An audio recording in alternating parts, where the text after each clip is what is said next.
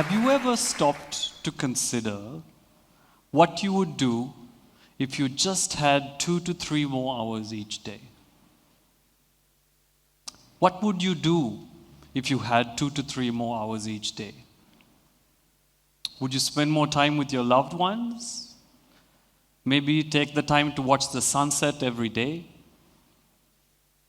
Maybe you'd get some exercise and actually live longer because of it.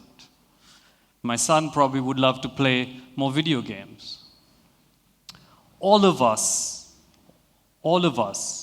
wish we had just a little bit more time. All of us. What if I told you that you actually can get 2 to 3 more hours in every day? What would you be willing to do as individuals to get that time? What would it be worth to you as a person?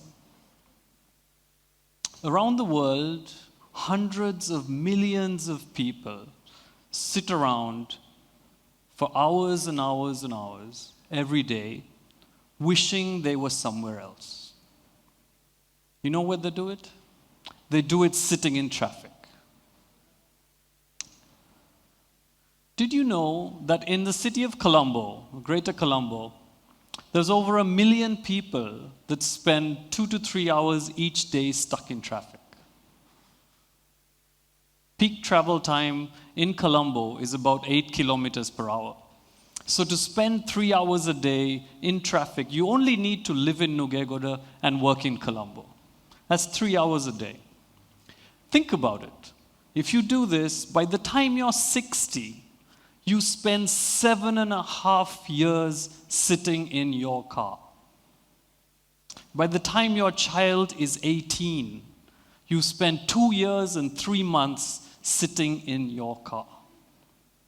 That's a full day. If you consider only the time you're awake and you write off the time you sleep, the percentage goes up to 19% of your life. That's 11 years by the time you're 60. That's 3 years by the time your child is 3. It's absolutely crazy. If you don't drive your own child to school every day, you're missing out on 3 years of her or his life. We're not alone in Sri Lanka.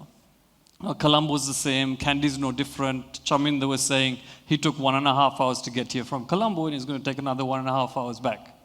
From Digana.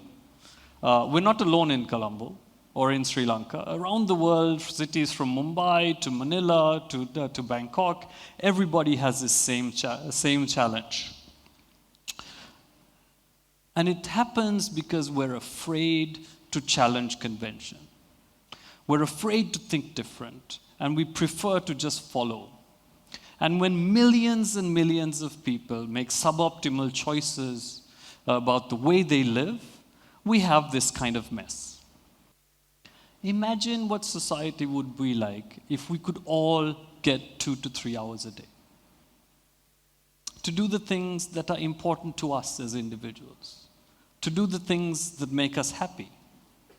I'm sure you would all agree that would be actually pretty awesome. But most of us don't do this. You know, it really would make a huge difference physically and psychologically. The question is, how would you even make that happen? Can we redefine the way we live so we can get 3 more hours into every single day? That's the kind of crazy stuff I obsess about on a day-to-day basis. People think I'm strange. People I grew up with often ask me, what on earth do you do on a day-to-day basis? What on earth do you dream about? People used to make fun of me because I actually have these crazy ideas. But I actually think I have one of the coolest jobs around. I get to imagine or reimagine how thousands and thousands of people will live their lives. I create canvases on which thousands of unique life paintings will be painted. And on a daily basis, I obsess about how do I make these people's lives better Not in the sense of a bigger bank account, but in the sense of a richer, more fulfilling, everyday existence. How do you actually do that? And as I go through this challenge, I find myself constantly confronted with convention. People not willing to think different. And I'm constantly against this wall. The reality is, millions of us can get a few more hours into our day. But to do that, we need to be willing to change. We need to be willing to embrace a new way of living. We need to challenge convention, and we need to create new norms. In my opinion, there are three things that need to happen. We need to embrace density, we need to live efficiently, and we need to let go of cars. Let me explain a little bit. Density. We wrestle with urbanization in Sri Lanka as we do with many parts of the world. And we really don't manage it very well. You look around, you can see our communities are changing, more people are kind of living closer together. But we do have a preconception that density is bad. We, especially in Kandy, reject apartment living by and large. And we build more and more and more individual houses. Most of us actually seek single-family houses because that's what most of us grew up in. But Sri Lanka's getting wealthier, and we're building more and more houses, and we're kind of trying to flock around a couple of cities. And if you look at satellite maps and time series, you see settlements are eating up Sri Lanka like a cancer. As our settlements sprawl, they take with it the trees, they take with it the environment. We have all kinds of problems. And I don't have to sit here and talk about those problems that much. But as we build more and more houses with walls around them, you'll find that you don't have community spaces for your children to play anymore. This is happening in all of our cities. And as these settlements spread like a cancer, our government struggles to provide services. Garbage is a problem, sewerage is a problem, water is a problem, getting the right school next door is a problem. We live further and further away, it's a bigger and bigger problem. And worst of all, we live further and further away, we spend more time in our cars. It's a really vicious cycle. If we embrace density on the other hand, and we manage it reasonably well, we actually can get a whole bunch of benefits. Many more people per acre, that's what it means. And that means housing will actually be cheaper because land costs will be spread among more people. We actually will have space for more parks and more open spaces, more places to hang out, more places for kids to play. We might even build a better sense of community. Density can make life richer, from restaurants to entertainment, to places of worship, to shops, to jobs, to business opportunities. It can be very eclectic and very nice when it's concentrated. And we can also probably get better social integration at a time Sri Lanka is really struggling with segregation.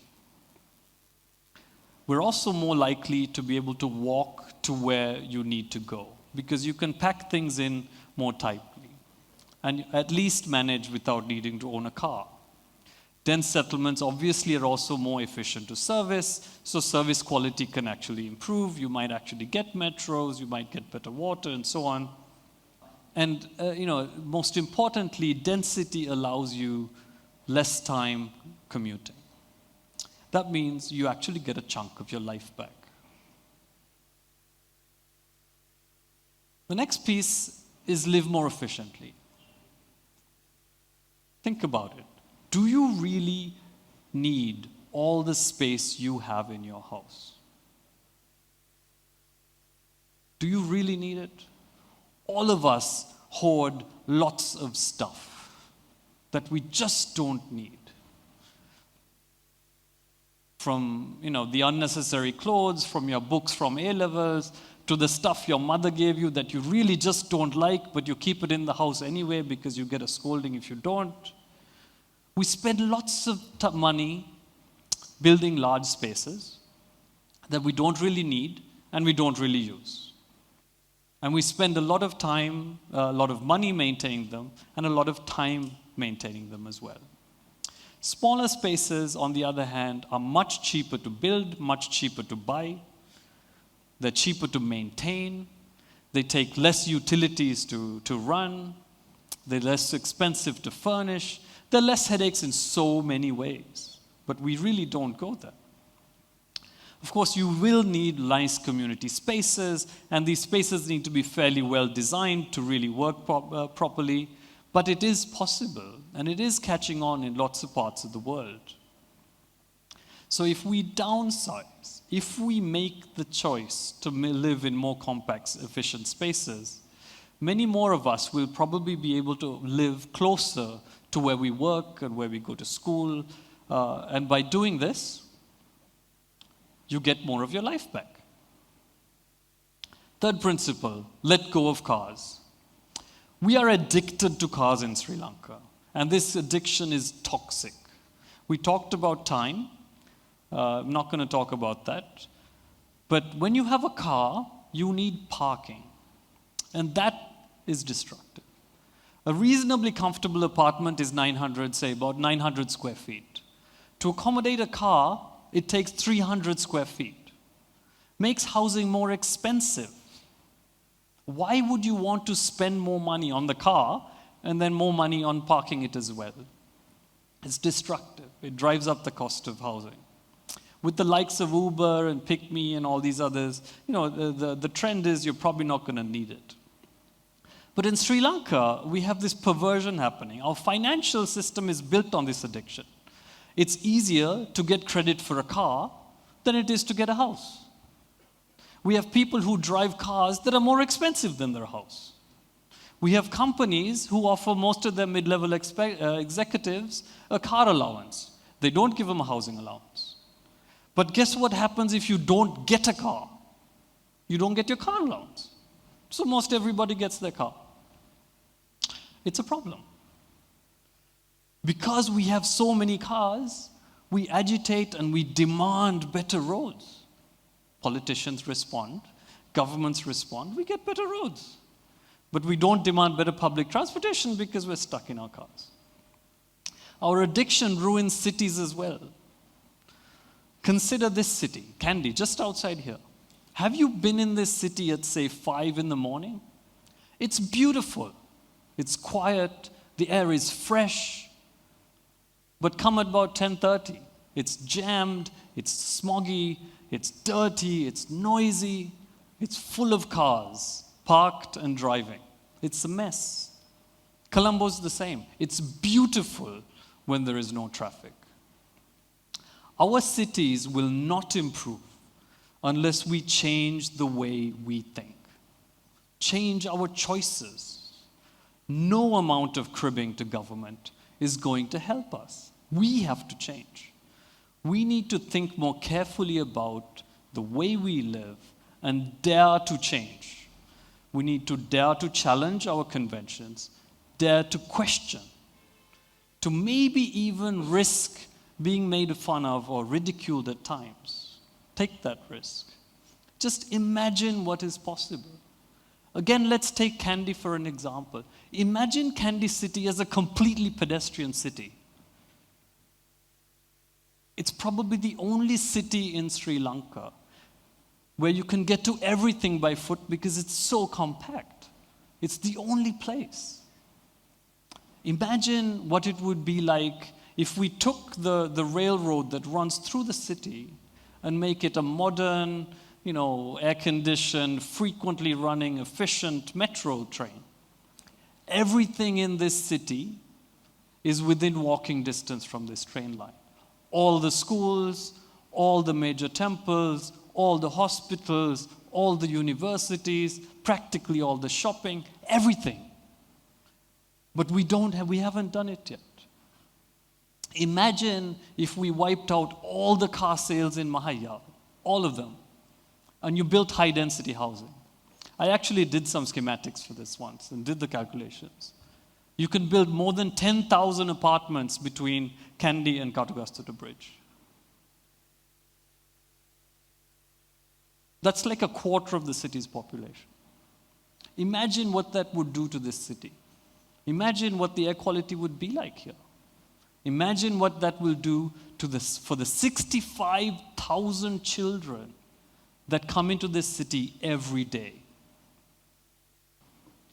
The same principle actually applies to lots of cities. Nodes of high density, efficient housing, connected seamlessly by mass transit. This is the model that tends to work. That's the direction that many cities kind of need to go. We're doing this at different speeds in different places.